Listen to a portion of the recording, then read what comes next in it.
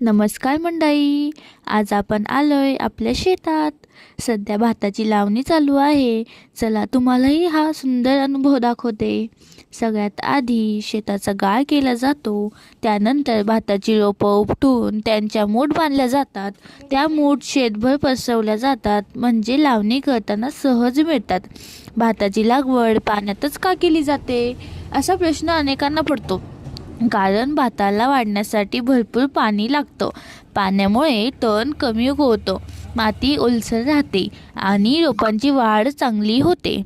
लावणी करताना रोपं ठराविक अंतरावरती सरळ रांगेत लावली जातात. त्यामुळे प्रत्येक रोपाला पुरेसं अन्न, पाणी, सूर्यप्रकाश मिळतो. पुढे खत टाकणं, तण काढणं आणि कापणी करणं सुद्धा सोपं जातं.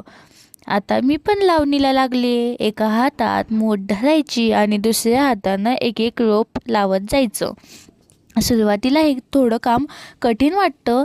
चिखलात चालताना पाय रुततात, कधी तोलही जातो.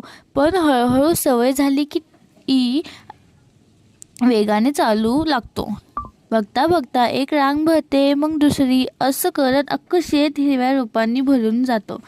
हे दृश्य पाहिलं की सगळा थकवा क्षणात निघून जातो.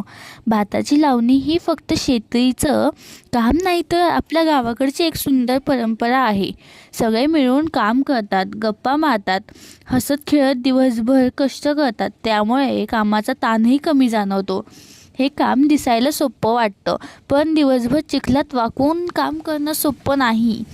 आपल्या शेतकरी दादा ताई किती मेहनत घेतात, हे आज स्वतः लावणी करताना जाणवतं. व्हिडिओ आवडला असेल लाईक, शेअर, कमेंट करायला विसरू नका. चॅनलला सबस्क्राईब करा. धन्यवाद.